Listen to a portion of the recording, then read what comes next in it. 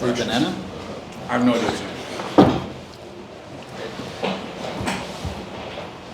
Okay, we're in the middle of this, coming out of the shock of Shmini Atzeres, trying to cope with everything that's going on.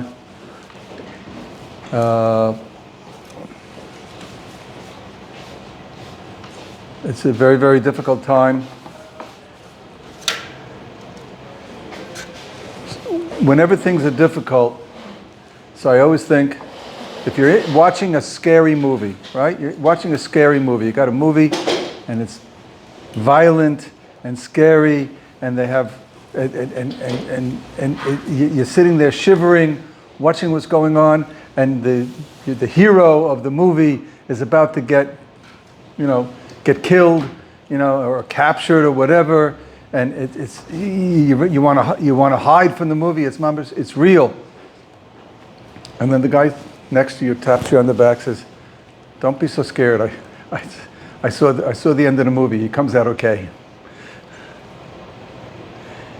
When you see a movie and you've already read the book and you know the ending, it's not the same thing. We're going through a movie. Life is like a movie. And right now it's a very, very scary movie. But there's a script. There's a script to this movie. And if we could have a hint at the script and a little bit and see what the outcome is foretold to be, we can have a different perspective about everything that's going on.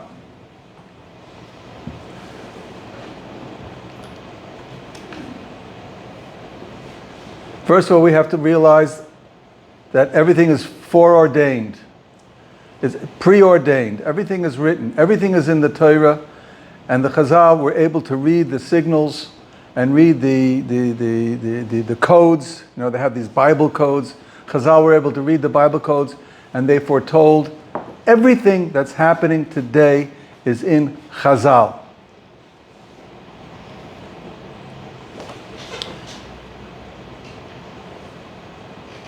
It was Rosh Hashanah, and my son-in-law happened to mention to me an Orach L'ner.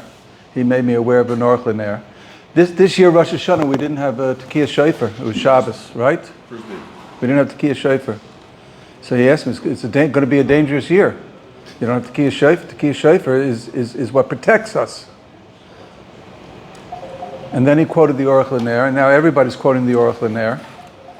And the Orach L'ner says, when you don't have Tekiah Shofar on Rosh Hashanah, the first day of Rosh Hashanah is the D'oraisa, and you don't have you have Tekiah Shofar on Yom Sheni, but that's Midrabanan, but doesn't have the same koyach as on Yom Rishon. We don't have Tekiah Shofar on Rosh Hashanah. So the Orach L'ner said, Orach L'ner is one of the Gedolim in Europe about 150 years ago. And he said, either it's a very, very good year, because Klal Yisrael listened to Chazal, even though they want to Mekayim Tekiah Shofar. And what's wrong with Tekiah Shofar? You have the shofar in shul and just blow it. No, we're afraid somebody's going to carry the shofar in Rishus Harabim. Even though, according to most Rishonim, we don't even have Rishus Harabim Bisman Hazeh, it's all Carmelists. I won't go into that. But blowing the shofar is just a musical instrument. It's not an Isser of Shabbos. We don't do it because of Gezeris, so wave the Gezeris and blow the shofar on Shabbos. And we don't do it because we want to follow Chazal. And we are so strong in following Chazal, whatever they say, even though it doesn't make exactly sense to us, because we're afraid one person is going to tell people not to carry the shofar on Shabbos. No, because they want to blow the shofar, they'll carry it on Shabbos. We don't allow shofar blowing on Shabbos. Because we follow Chazal, we have the schus as if we blew the shofar. Or it's going to be a very, very bad year because we didn't blow the shofar.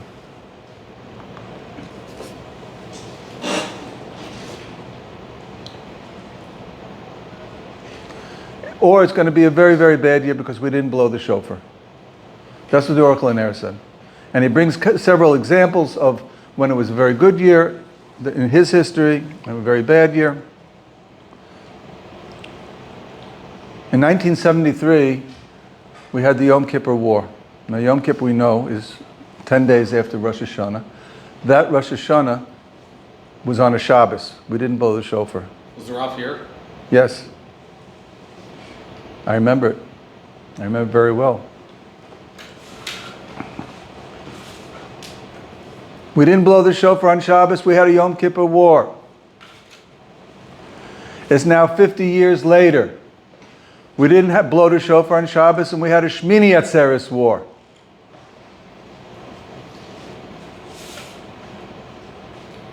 Still have. We're now in the aftermath of it. The massacre. We don't know what's going to be. We had the massacre of Shmini Atzeres. But the war started on Shmini Atzeres. It's true. It's Pekuach Nefesh. Pekuach Nefesh. Durch Shabbos. But a massacre, such a massacre, such a... Oh, blowing the shofar is Pekuach Nefesh. And yet Chazal said, don't do it, right? Because they didn't know what's going to happen. You know? Chas v'sholom. No. We leave that up to a Kodesh Baruch Hu. Chazal do make cheshbonos there. You know, be shomer Shabbos. We want everybody to be shomer Shabbos. And as far as protecting Klal Yisrael, that's Kodesh Baruch Hu's got his plan. It just seems to be coincidental, but it's not coincidental. Because why 50 years later? 50 years is there's something about 50. We find by Eved Ivri, by an Eved Ivri who wants to be with his master, so he's got to get his ear punctured. You know, he becomes an Eved La'olam. Va'avodoi Li'olam. So the Chazal tell us what La'olam doesn't mean La'olam. La'olam in Chazal's Lashon, in Torah Lashon, is 50 years. 50 years is Le'olam. 50 years, and we find by Parshas Bahar that every 50 years is Yovel. And Yovel, all the property rights go back to the original owners. So 50 years is you're going back to what happened 50 years ago. So what happened now, we're going back to what happened 50 years ago. And there's a reason why it had to happen. Something is going on. What's the Tzad HaShavua? What's the common denominator between the Yom Kippur War and the Shmini Atzeres massacre? So Rav David Cohen, the Rosh Hashiva of Hebron, and I've heard this from other sources, the same concept.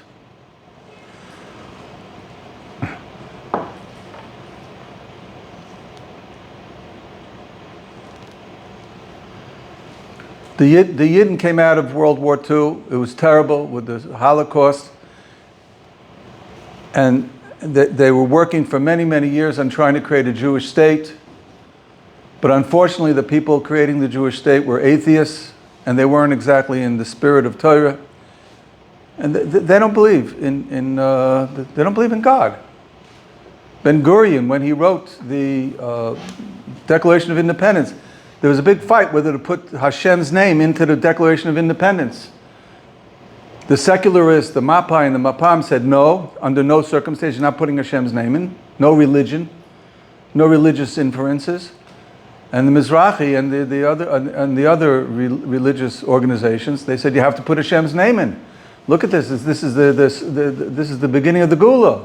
We got our nation back after 2,000 years. We see Hashem's the Yad Hashem in this country. So they did a pshara and they wrote Sur Yisroel. You can take it whatever it means. You think it means that, and you think it means that. Sur Yisroel. That's all they did. Sort of a par of a lashon.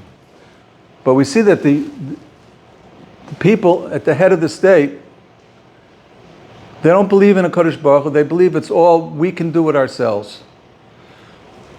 And they declared independence. They saw it was an opportune time. They finally got enough people, because of the Holocaust, they had enough world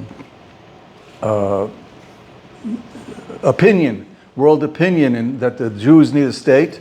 So they said, now's the only time we can do it. We had to do it. They declared independence. They were immediately attacked from all sides. Mitzrayim, Syria, Jordan. Jordan had crack troops. They had crack troops. And all they had, they had a couple of people with a couple of rifles, and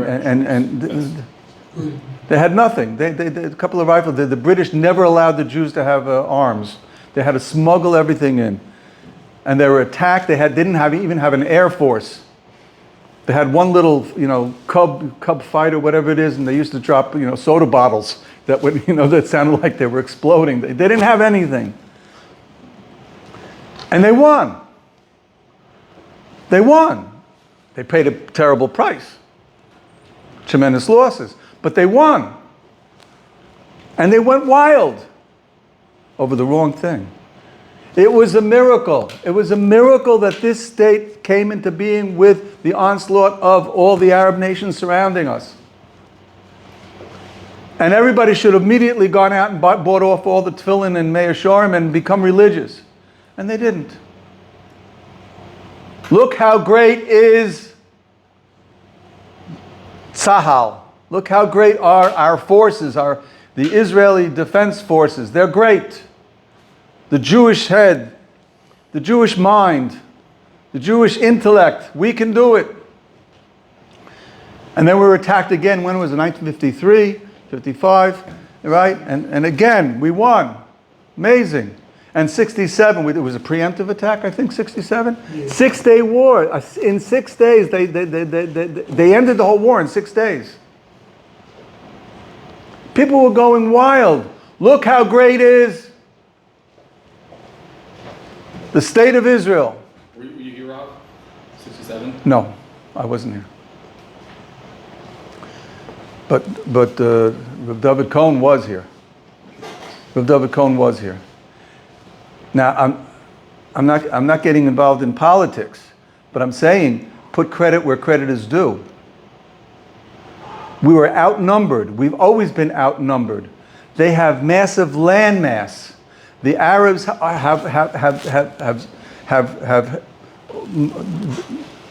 all the Arab lands are massive, massive amount of Arab lands. They're they're tremendous. What the 300 million, a billion Arabs? How many Arabs? I think there's probably a billion Arabs. All around us, there's probably a billion Arabs, and they have money. They have the oil. They have the know-how. They have the armaments, and they lost. Isn't that a miracle? After the 6-day war, for a few days there was this is what I heard. This what I heard was that all the tefillin and Meir Shorim were bought out, and people, but it didn't last very long until, And then came 1973. Kodesh Baruch Hu said enough, and they were caught off guard. 1973, they were caught off guard, and it was about to be a massacre. And Golda Meir already had her tickets, to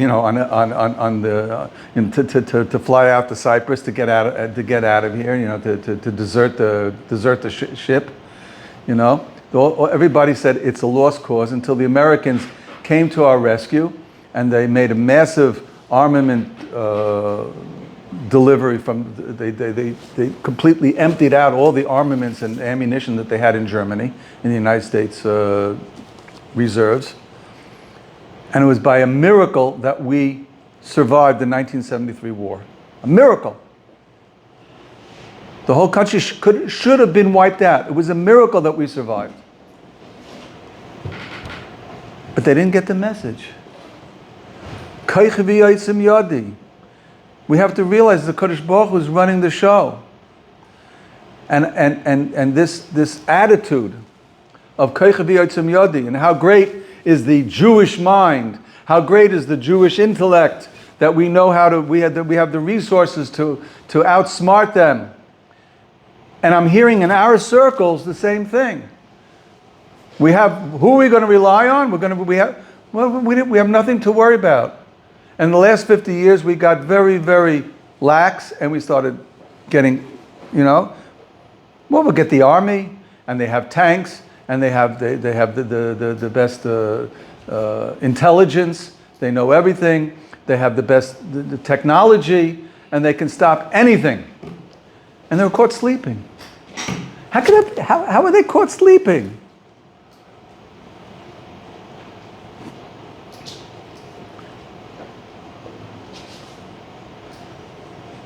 Kadosh Baruch Hu is trying to wake us up. I'm not saying that we shouldn't fight them. Now it's a fight for life and death. This is a fight for life and death. They killed 1,400, of our brethren. They have over 200 Israelis, in captivity, suffering. Who knows what they're going through? Terrible. And and shows them what they're planning. And we're dealing with an enemy you can't negotiate with. Just go, listen to son of Hamas, the son of Hamas, the son of the head of Hamas. He left and he became, he did tshuva, so to speak, and now he's against them. He says, they're not a country. It's religion. They want to take over the world and create a Muslim caliphate. You can't have negotiations with a religious group. They want nothing less than taking over the whole place and wiping out all the Jews and making an Islamic caliphate. Caliphate, whatever. Ein lanu lishona ela lavish b'shamayim. Ein lanu lishona ela lavish b'shamayim. This is what we have to learn. This is what HaKadosh Baruch Hu wants us to learn. Of course, what are they saying? Like in 1948, we don't want to be like in Europe. They went like sheep to the slaughter. The national honor of Israel has been disgraced by the fact that we were caught with our, off guard, and we have to bring back the national. It's nothing to. This is a fight for life and death. That's what's going on today. And now people are beginning to wake up. Just like in 1967, 1973, like all the tefillin were bought out in Meir Shorm. There's now all the soldiers, they have, I heard different reports, whether it's 60,000 or 300,000 orders for tzitzis, for the soldiers. It has to be green tzitzis, the same color as the uniform. Somebody sent over 10,000 tzitzis, they sent them back because it's white. They want green tzitzis, so everybody's making green tzitzis, and people are tying it. They wanted women to tie the tzitzis. Al pi halacha, b'diavad, you could, in Shas Chaki, you can have women tie the tzitzis. They need hundreds of thousands of pairs of tzitzis. The soldiers are begging for tzitzis. They feel something. Baruch Hashem. I hope it lasts.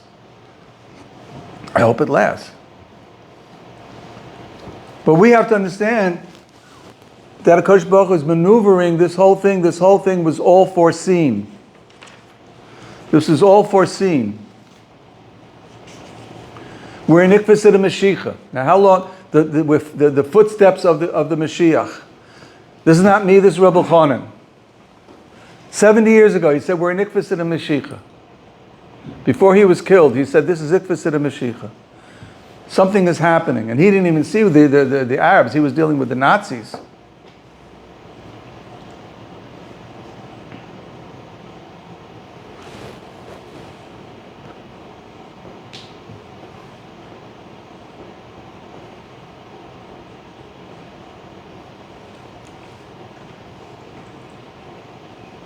So let's look at Chazal.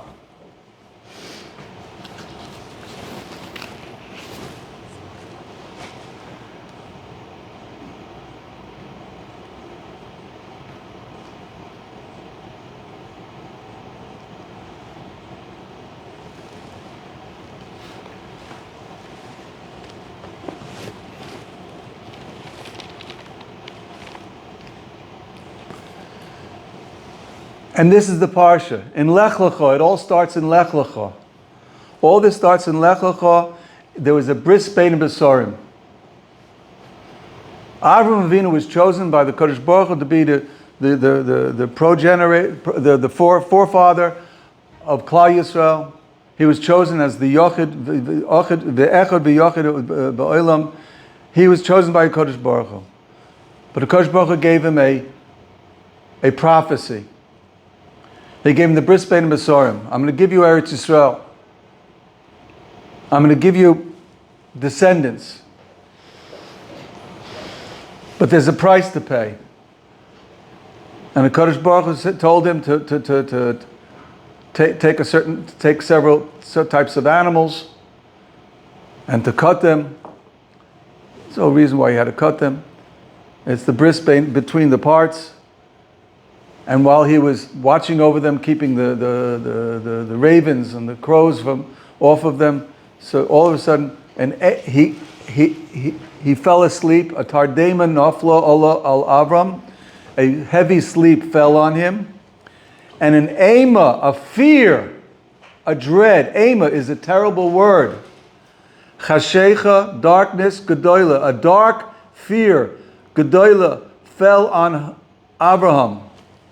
And he says, then he told him about, you're going to go down to Mitzrayim, and then you're going to come back after 400 years.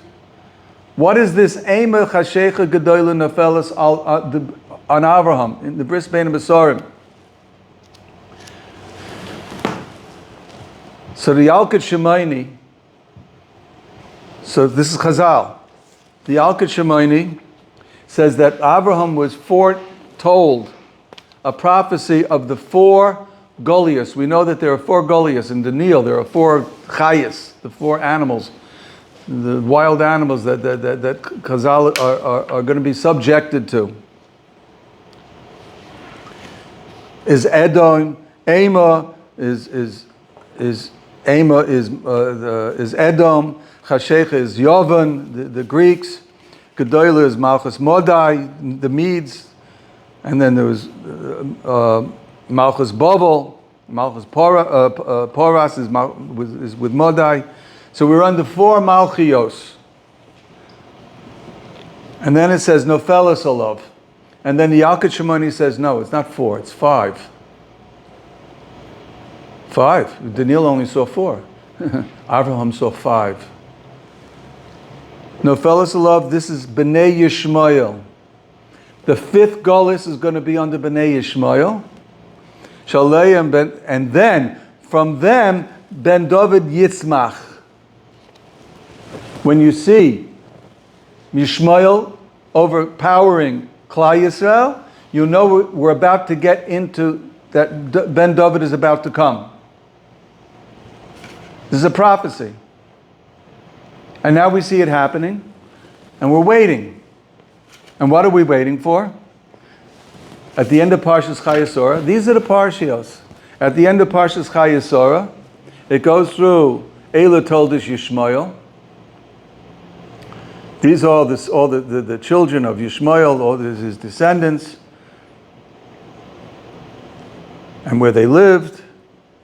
It's Pnei Mitzrayim, Boacha, Ashura, Al Pnei Kol Echov Nofal. Very strange pasuk. I don't understand. I never learned proper pshat in this. Al Pnei, in front of all his brothers, he fell. What does that mean?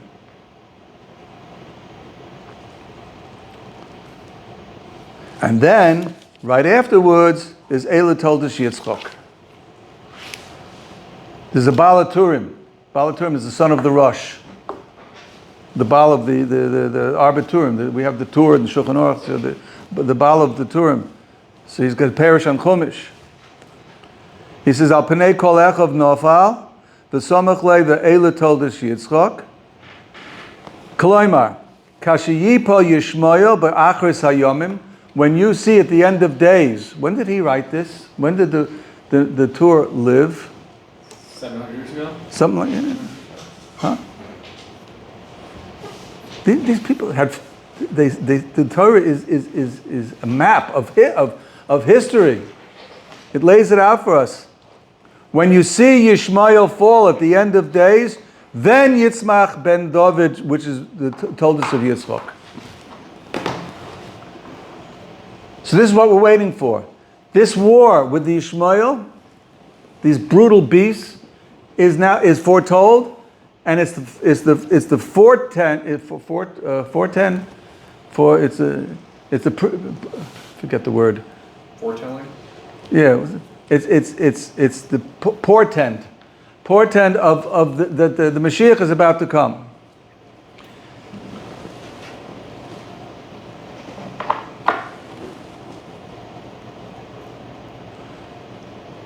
In Parshas Bolok, again, the Chumash. The Chumash was written, what? By Kodesh Baruch Hu. 3,500 years ago, right?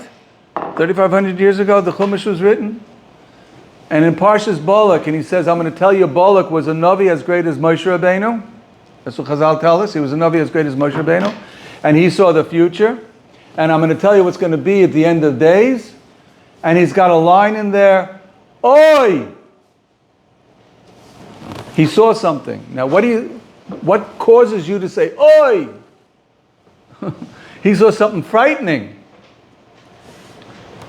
So Bolok, he saw something frightening and said, Oi!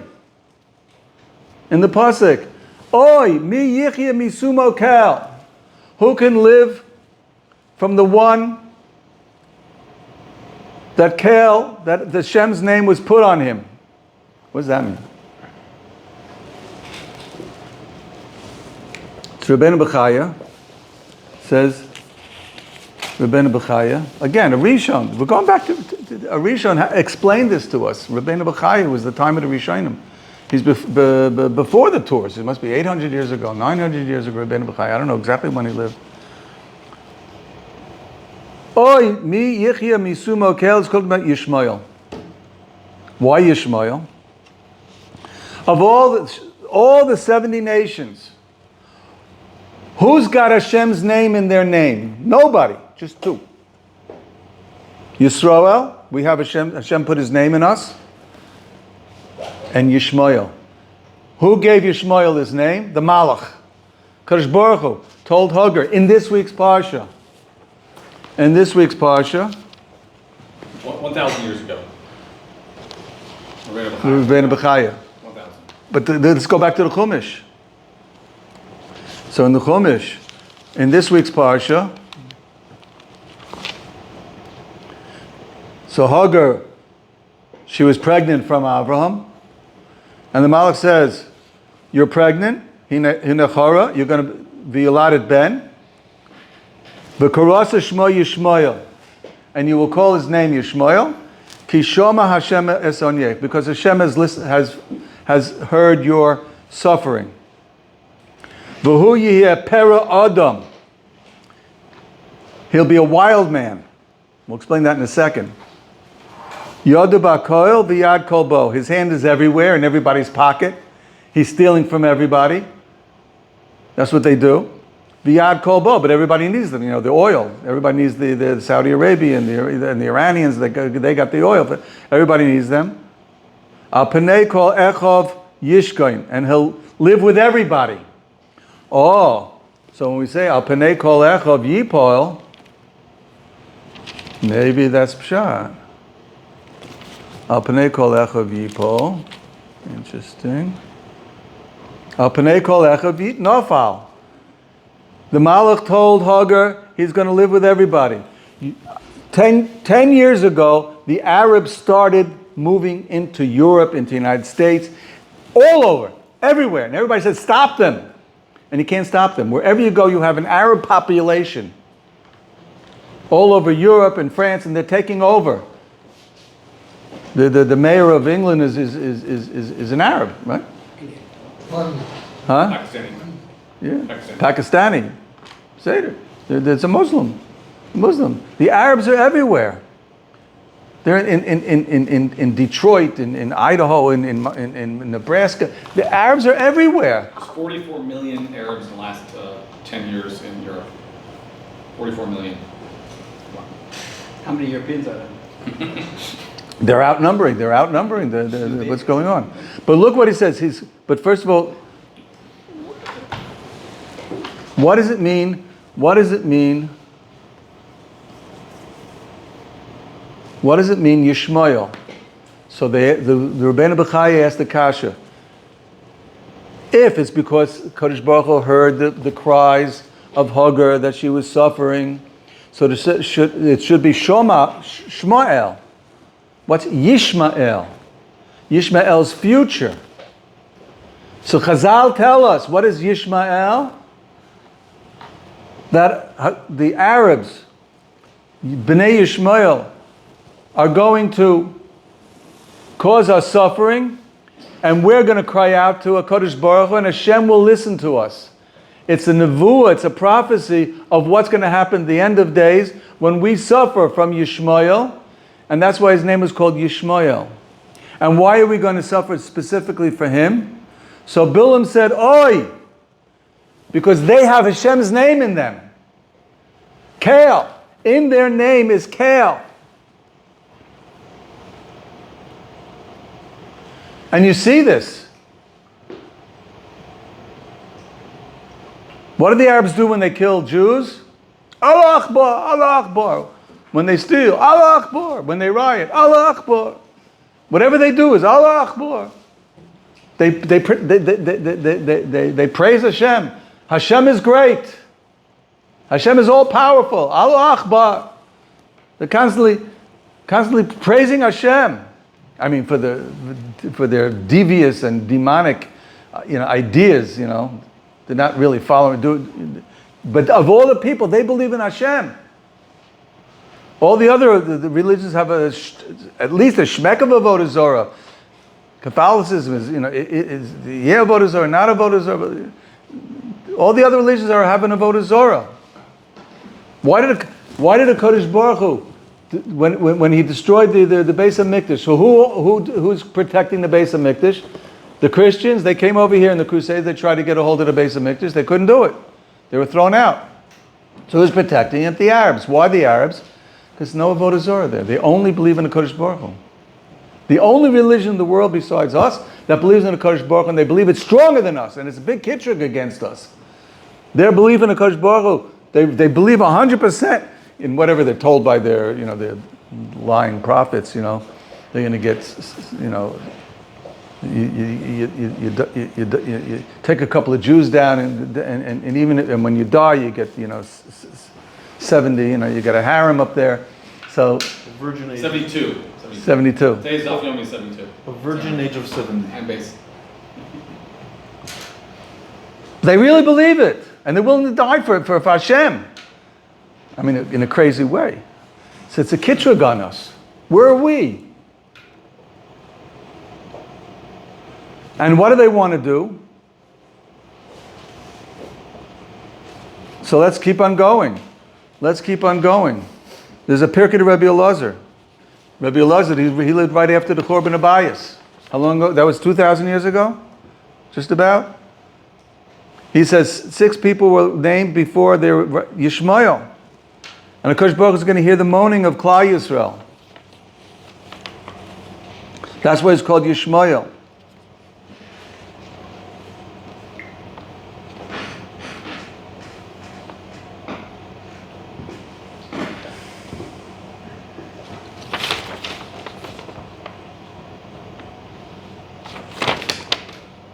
So let's fast forward to Chaim Vital, the Talmud of the Arizal. So he lived around, 500 years ago? Chaim Vital, the Talmud of the Arizal. Syrian.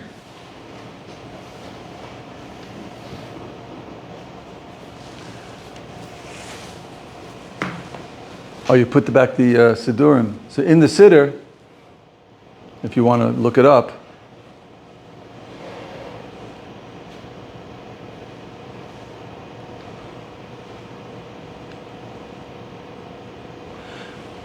you want to give them Siddur on page 389. Shir HaMa'alos, we say it on Shabbos. 389. Luli Hashem shahaya lanu yomano Yisrael. If Hashem had not been with us, then Klal Yisrael will cry out and we're lost. Luli Hashem shahaya lanu b'kum aleinu adam. Twice. Luli Hashem shahaya lanu. If it wasn't for Hashem who was with us, we'd be lost. That's Malchus Edom. 2,000 years we're underneath the European rule. But then again, Luli Hashem Shahaya Lana B'kum Aleinu Adam. An Adam came against them, came against us, and that's even worse. Azai Chayim Balauna, he wants to swallow us up. It's even worse than Europe. He wants to swallow us up alive. Bachos Apam Bono. Navshena Katsipur, we're like a bird. We're caught. As Reina B'Shem Hashem Osei Shemayim V'Oretz. We have no... Keeps turning off? No. Oh. The focus was... Oh. As Reina B'Shem Hashem Osei Shemayim V'Oretz. Our help is in the name of Hashem. Osei Shemayim V'Oretz. We're going to come back to that pasuk. But Chaim Vital says this kapitel Tilim is telling us all about Golus Yishmael. Who is that Golus Yishmael? Is Adam. Who's an Adam? Who's an Adam? That we are now under in the Golus of that, underneath the threat of that Adam. It's Yishmael who's called a Para Adam. Now what does it mean, a Para Adam? So Mariel Diskin, Zatzal, he asked the Kasha, if it's a wild man, you want to translate it as wild man, it should be Adam Pera, a man who is wild, because in Hebrew the noun is first and then the adjective is second. But over here, the Pera is first and the Adam is second. It means the Pera is the noun and the Adam is the adjective. He's a Pera in the form of an Adam. He's not a real Adam. He's just wild. He's a wild beast. But he's a wild beast. And we saw from what happened in 2 weeks ago, and Shemini had said, they're wild beasts. They're worse than animals. Worse than animals. An animal will kill because he wants to eat. He doesn't kill for the fun of it. They killed for the fun of it. For the enjoyment of killing. That's a para. He's a wild animal. And they got this koyach from and Avram gave a koyach to Yishmael. Yishmael yichya lefonecha. And the Kodesh Baruch says, you just gave a bracha to Yishmael, but I have to mekayim your bracha because you're a tzaddik. And therefore they have a bracha from Avram Avinu. And the Chafetz Chaim says on this pasuk, it says, Hu yihiyeh. He's going to be, not he is. He's going to be. He will always be a para Adam. He'll go to university to become a professor. He'll become a lawyer. He's a lawyer para.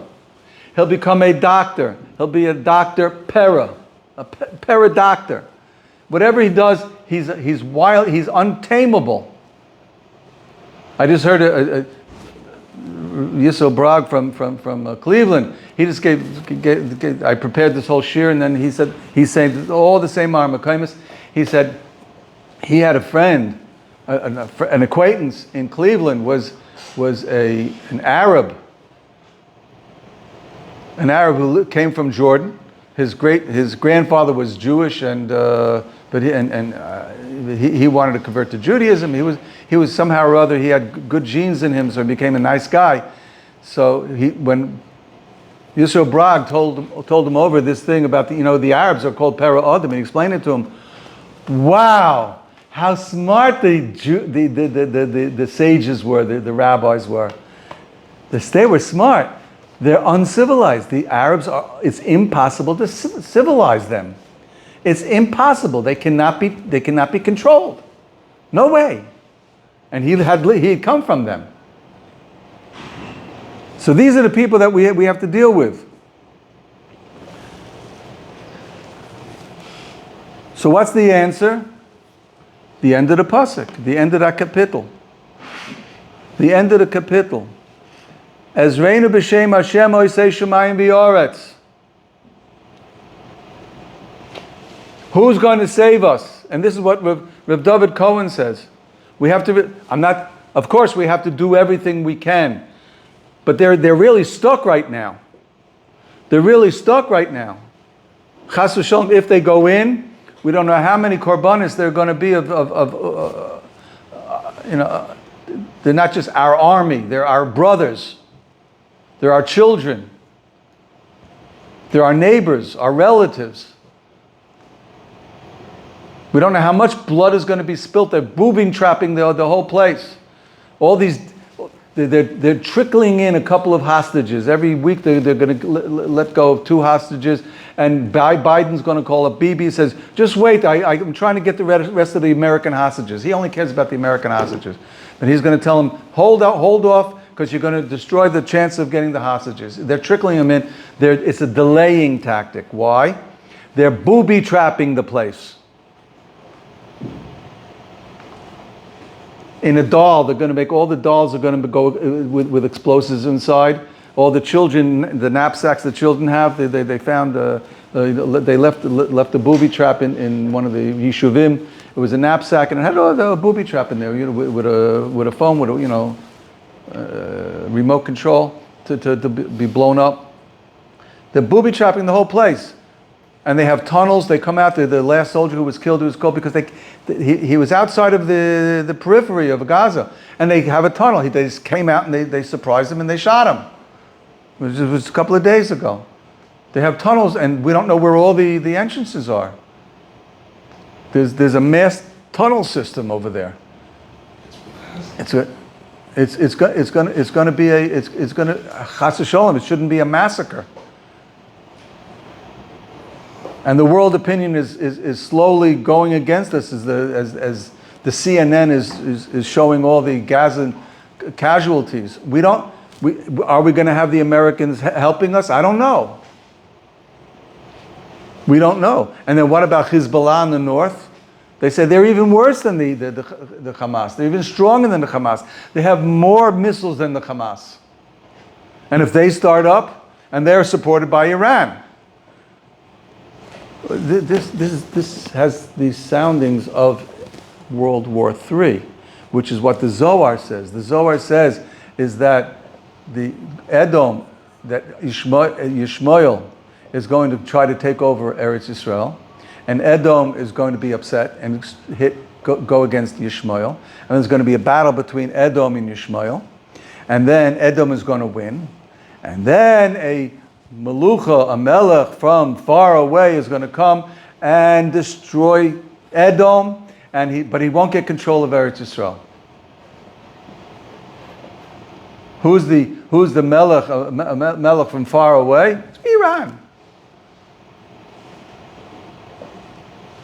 They have all the capabilities. They have nuclear capabilities. They have missile capabilities, intercontinental missiles, more than Hezbollah has. Nothing like we've seen these little tiny, mortars. They have educated mortars that, they barely, chasson, but they can kill, but they can't really do that much. But they have intercontinental missiles over there in Iran. If this spins out of control into World War III, and it looks like it's got all the shapings of it, and everybody's afraid of it, but Yad Malachim Leiv Malachim B'Yad Hashem. Leiv Malachim B'Yad Hashem. We have to realize we cannot trust Tzahal. Chas v'sholom. We have to go in, try to do whatever they can. You have to stop the massacre, stop the bloodshed, make sure that Hamas, as much as we can, make sure that Hamas cannot do this again. We have to try to get these poor hostages out. It's true. But realize, we really have no control. There's almost nothing we can really do. It's just going to end in a stalemate like it did, 10 years ago, 20 years ago. Last time we had a round with them. And it wound up with a stalemate, and America told us, calm down, guys. Let's talk. Negotiate. As long as they're still in there, we're back to square one. So what's the end? What's the end game? Who's going to save us? The tanks, the intelligence, or the technology? Nothing, except Ezri mi'im Hashem osei shemayim v'yoretz. Ezreinu b'shem Hashem. Very interesting. Azreinu b'shem Hashem oisei shemayim v'yoretz. Why does the pasuk say that? Azreinu b'Hashem. Azreinu, our hope comes from Hashem, who oisei shemayim v'yoretz. He can make the world. He made the heavens and the earth. He can control everything.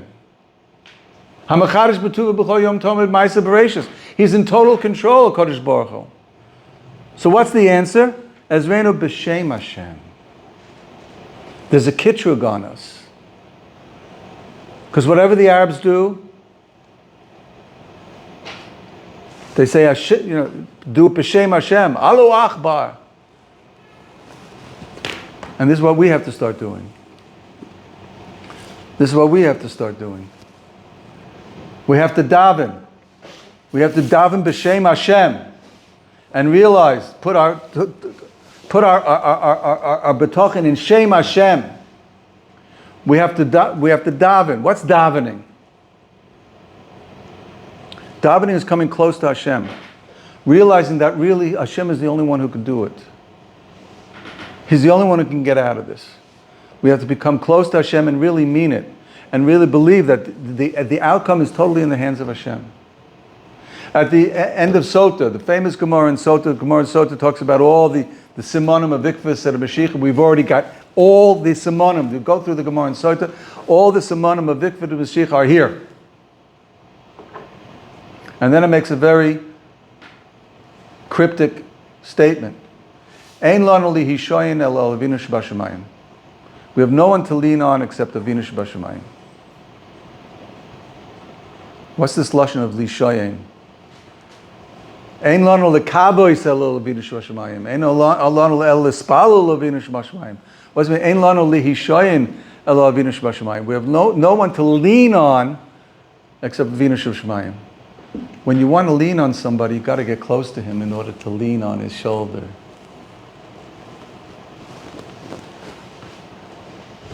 That's the word. We have to get close to HaKadosh Baruch Hu. We have to daven to HaKadosh Baruch Hu. And that's going to be the end game. That's going to be the end game.